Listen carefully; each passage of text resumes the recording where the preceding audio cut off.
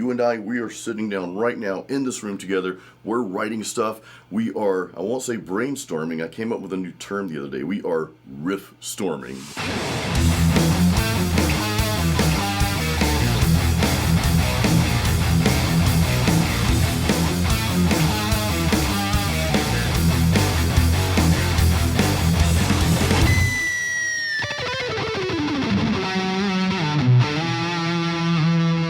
Every riff that's ever been written was simply inspired by a collection of riffs that guitar player has listened to and heard that inspired them to write what they wrote. So I'm going to show you a few simple ways to make the riff that you just heard in the intro, how to make it your own. And at the end of the video, we'll actually go back and play the full mix, and we'll also play a full mix of what you and I come up with in this video to see how different they are after we apply these techniques. First, let's break down this riff. Here it is out in the open. The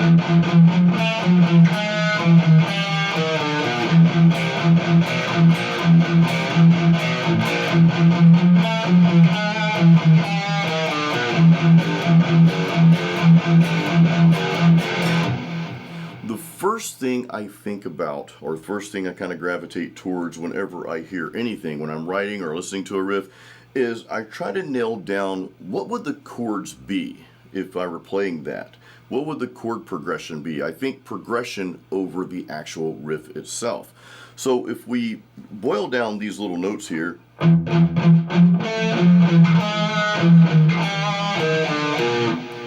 it's a pretty simple riff for the most part. We're doing some movement, but we're kind of moving down in like a chromatic way. So we're palm muting. I'm in standard tuning, by the way. We're palm muting that first string, that open string, and you can see here,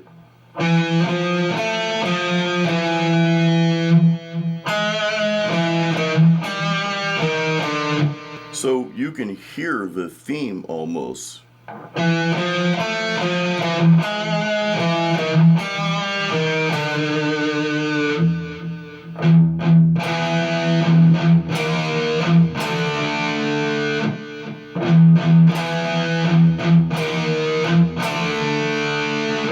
Something like that. Now I want to point this out. This doesn't have to be exact. So you're not trying to write something else in the exact like cadence and the exact whatever. You're not trying to play the exact same thing. What you're doing throughout this process, and please know this, please kind of like get this into your head and your obviously your heart too, because music is an emotional thing, right? And that's where it all comes from.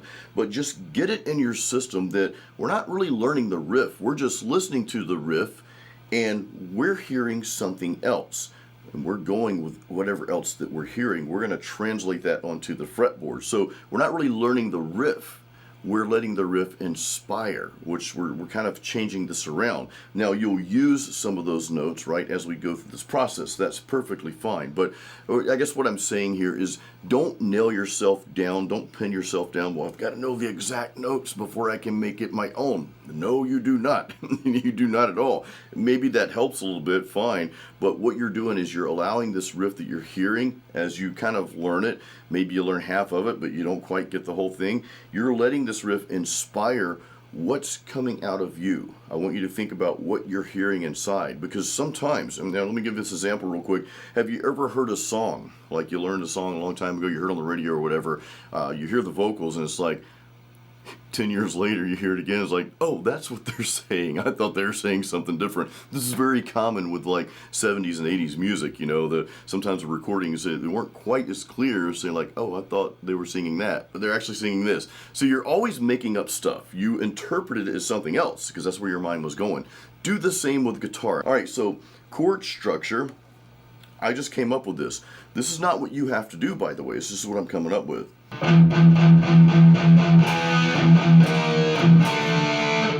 Okay, that's pretty cool. Now I've already got like the progression down. Now at the end of that,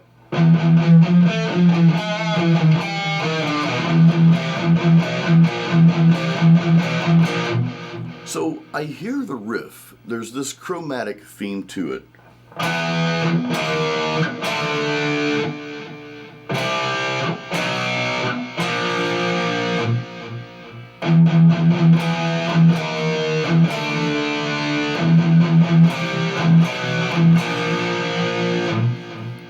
already, as simple as that was, already I am starting to like form something completely different. Now you may be thinking, well, Jason, I like the single notes better, man. Kind of sounds like Slayer-ish, kind of like Slayer meets Nasty Savage. So I've got some news about Nasty Savage coming up on another video, more to come on that. But in any case, I'm just changing it. I'm just going with what I'm hearing. One point I must make, and one point you must take in. The goal is not to try to overcomplicate the riff that you're writing just for the sake of overcomplicating it. A complex riff doesn't always equate to a great riff. Sometimes it does, oftentimes it does, but it doesn't have to. So realize that it doesn't have to be complex. You know, write wherever your level is right now and whatever's naturally coming to you, and you can always build on that later. This isn't set in stone. We're nowhere near done with this yet, by the way. So let's go through what I'm coming up with.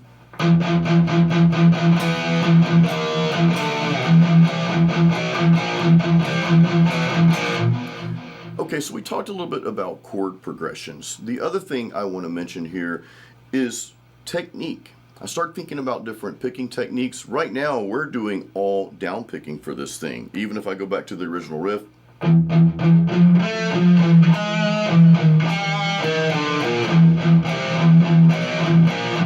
Okay, all down picking. What if I implemented just some alternate picking? I have no idea what I'm going to play, by the way. You and I, we are sitting down right now in this room together. We're writing stuff. We are, I won't say brainstorming. I came up with a new term the other day. We are riff storming. That's what you and I are doing. So there are no right or wrong answers in this room right now. I might come up with something real sloppy. It might sound like garbage. You can always go back and write it again. You don't have to play what you just played if you don't like it. Okay, so give yourself freedom. Be patient with yourself. Give yourself the ultimate freedom to write whatever's coming out. And if you don't like it, well, okay, don't play that again. Play something else. It's okay. We all go through this. We'll write stuff. Maybe you've got like 5 versions of the riff. One was just, oh, don't like that at all. Okay, you don't have to play it. Play the second version, third version, whatever it may be. So after that, after we talk chord progressions, I start thinking about, well, what if I apply different techniques? So again, we downpicked all this stuff. I want to try some alternate picking. I have no idea what this is going to sound like. I don't even know what I'm going to play. Let's just create something.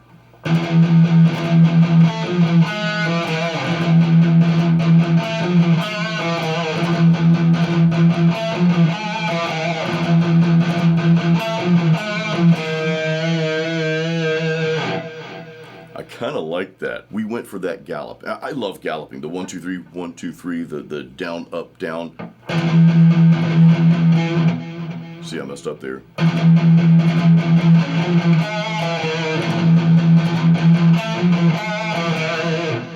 I say I messed up in the beginning, but I played a note on the A string as opposed to the D string. I mean, I could.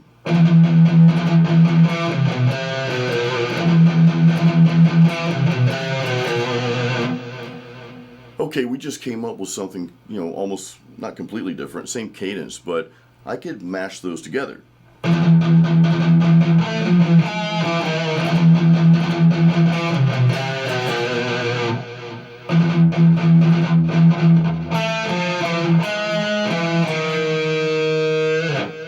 D string, fret 7, A string, 8 7, then D string. We just move everything, you know, down a half step to D string 6 fret.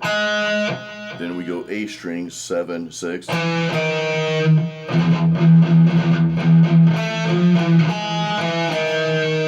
And I just went, kind of moved everything over a string, up a string, right?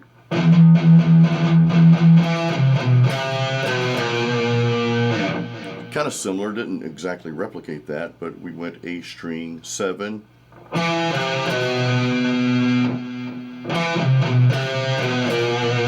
And then E string 8 7 back to 8, and then we ended up on 6 there. Okay, so again, the goal is not for you to learn what I just played. That's actually the opposite of the goal. You and I were making this up, but I want you to think about what you're hearing, not necessarily what I'm playing, But when you heard the original riff, I mean, what did you start hearing after that? Okay, you hear the notes, I get it, but what do you start hearing? Where's your mind wanting to take it? And that's what's beautiful about creating riffs, about writing songs, is if you allow yourself the freedom, if you give yourself that ultimate freedom, give your mind that freedom just to roam wherever the hell it wants to go. It doesn't matter where it goes. Let that roam throughout the fretboard. I'll tell you this, instead of letting this roam into the negative thoughts that's out there, because those are going to come in, right? Instead of letting your mind roam there, why don't you let it roam onto this thing here and come up with some killer ass riffs? That's what I want you to think about, okay? So let's get back to this. We implemented techniques. We started out by kind of like assessing, well, what are the chords around this thing? What would be the chords if I were just to play the chords, not single note riffs? Now we implemented a different technique. And we can move on to different techniques as well. So we came up with this.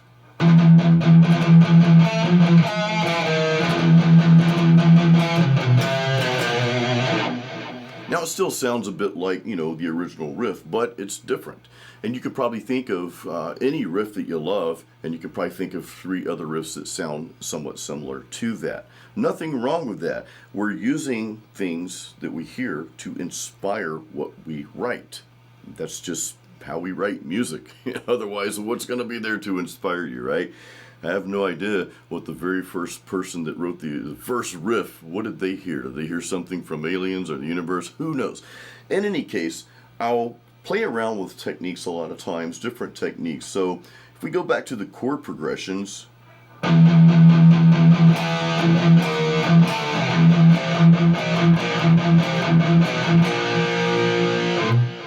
one thing I really like to do is change the second note of the power chord. I call those variations of power chords. There's probably theory terms for each position. I don't really care so much about that, but I just mess around with the second note. So I'll keep the same cadence.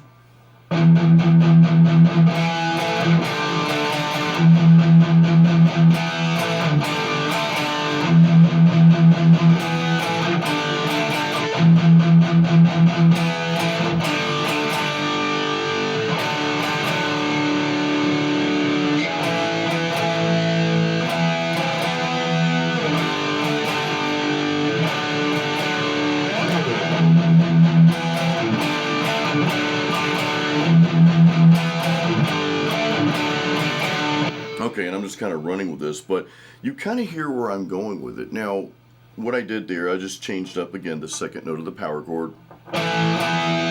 Your typical E power chord on A and D strings, fret 7 and 9. We're just changing that notes on the 9th fret.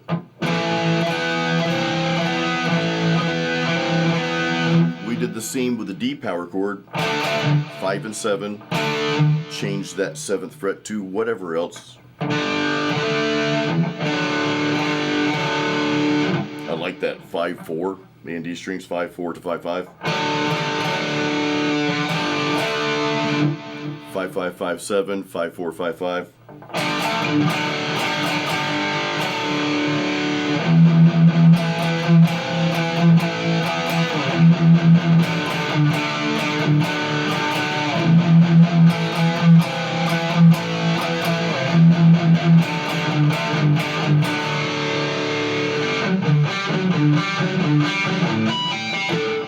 See, now, this part of the video, I know we've been at this for a little while here, but now we just did something that completely changed the riff. That sounds nothing like what you heard in the beginning.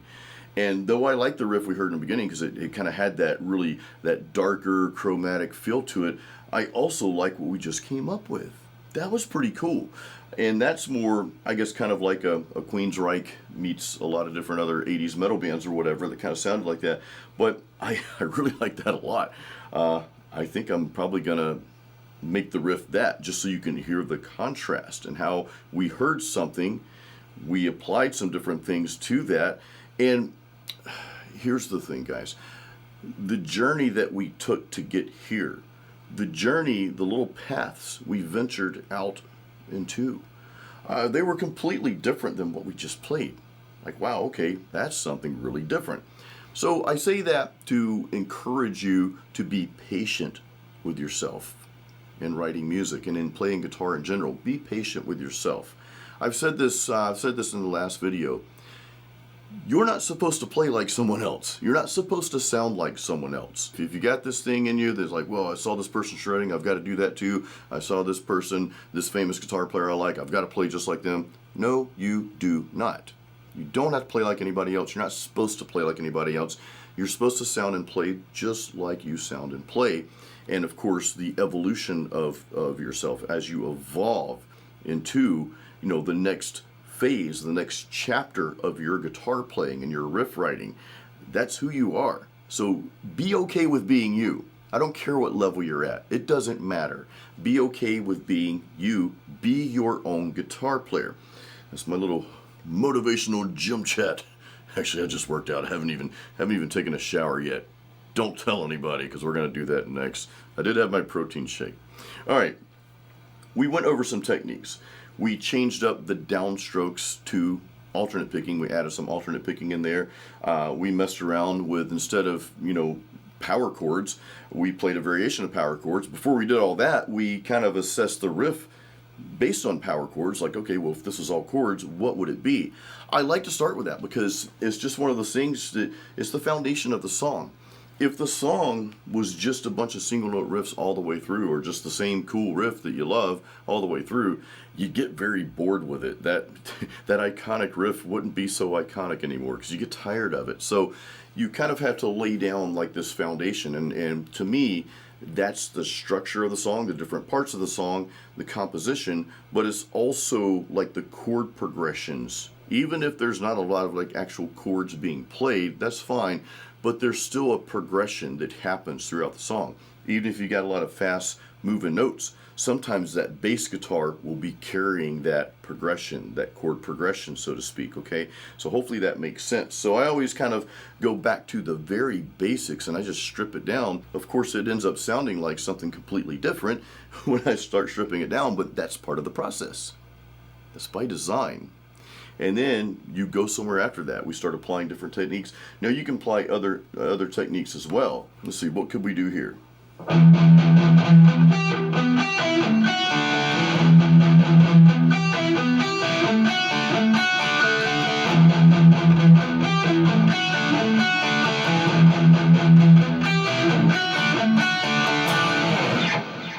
And I'm just playing bar chords here. I'm just arpeggiating that. Now, I could come up with something. I didn't necessarily, I'm kind of going back to the variation of power chords we just played.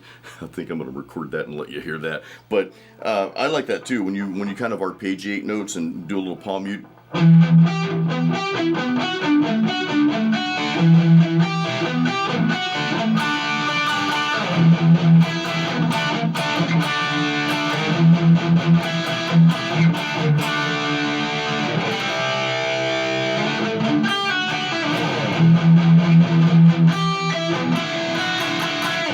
Okay, and we're going off the beaten path. I'm not really caring too much for that at all. Maybe for something else another day.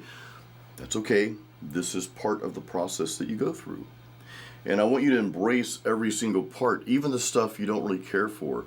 And like I said, this is I'm shooting this just like it's live. You and I are sitting down.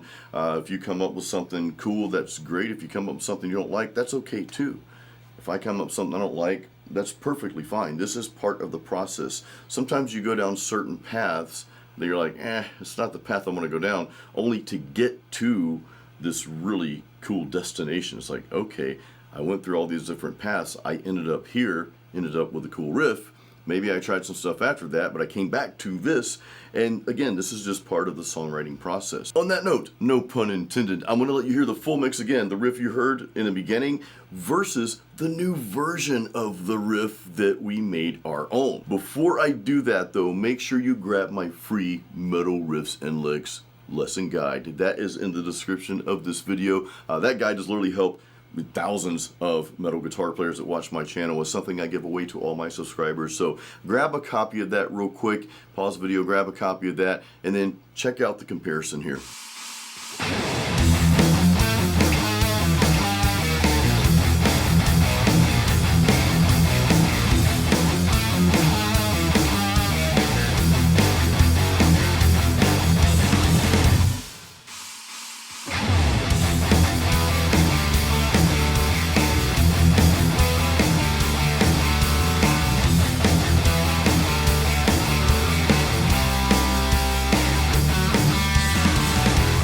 me know in the comments which riff you like best. Do you like the original riff that you heard? Or do you like what we came up with after that? And again, this is just a simple way, or several simple ways, to hear a riff and then sit down and just let that riff inspire you to write something, well, completely different if you want to do that. And this can really kickstart that creative process. Again, if you're sitting down and you just can't seem to come up with anything, well, listen to a riff and then just listen to a little bit of it and then try to start breaking it down. But break it down in your own way. Use the techniques that we use. You know, break down that chord progression. What's the underlying progression? Start adding some different techniques and just see where that leads you. It's almost like playing a role-playing game or something, you know, or a video game or whatever.